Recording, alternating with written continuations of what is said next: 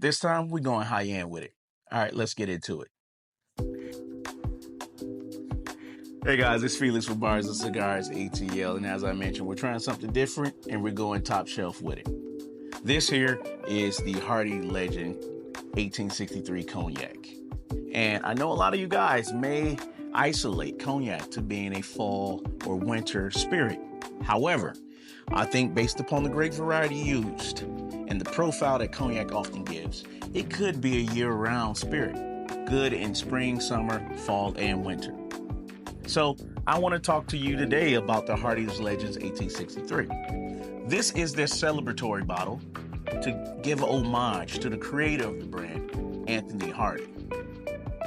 Now, the brand, of course, was created in 1863, described by the brand itself as the haute couture, which means high fashion.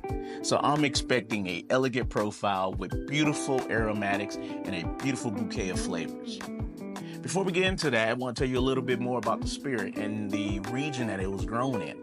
This is a blended cognac that utilizes Bordeaux, Petit Champagne, and Framboise cognac. And those are just regions around the cognac area. You also have Grand Champagne, which is not used in here.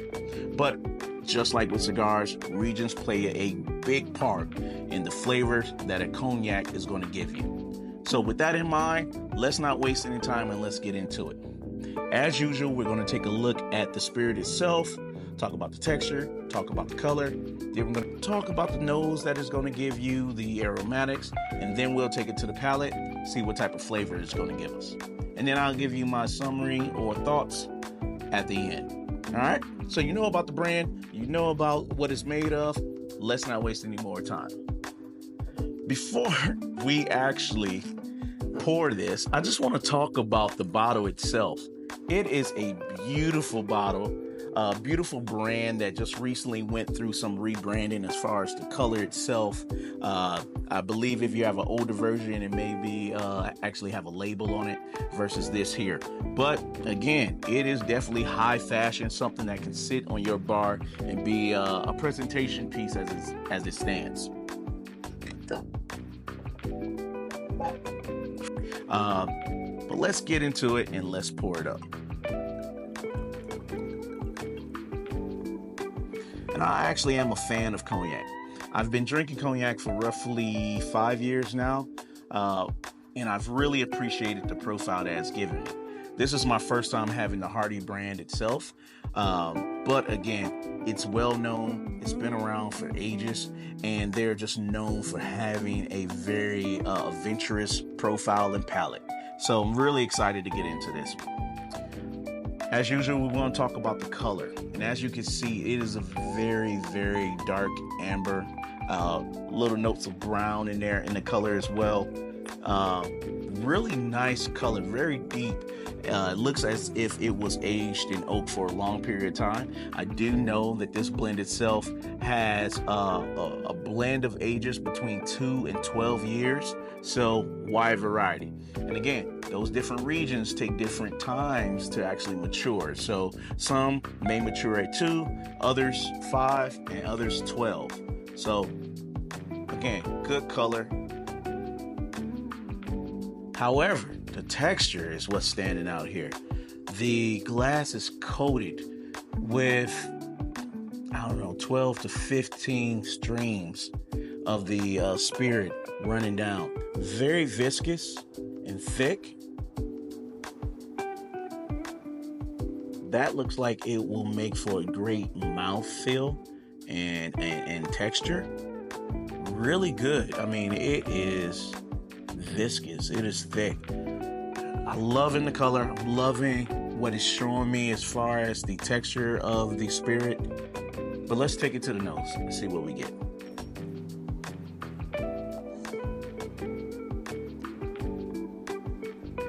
Oh wow. This is giving me after dinner dessert up front.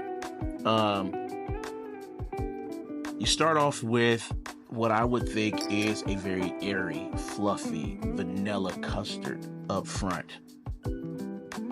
And then immediately after that, you get spice, vanilla, a little bit of nutmeg, And then right after that, coffee, right? So often after I finish a steak dinner, if I'm out with the wife, I love finishing my meals with either a cheesecake or a creme brulee, and then an espresso on the side, right? And that just makes for an amazing pairing. And I think you get all of that in a glass here. So if you think about a creme brulee or a burnt cheesecake, more so than just a regular cheesecake, a burnt cheesecake,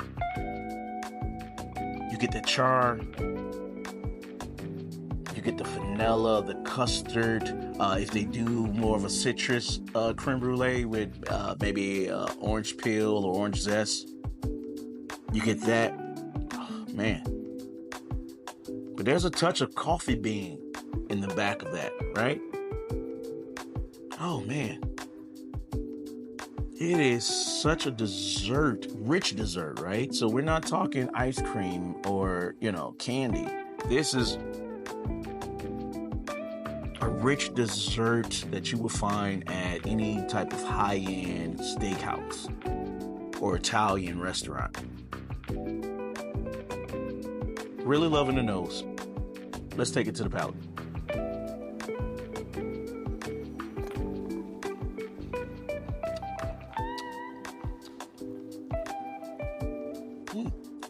Okay, so after letting it coat the mouth, which it does, it coats your mouth, more so the back end than the front.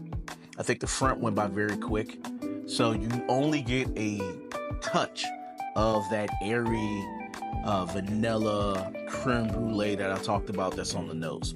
Just get a touch of it.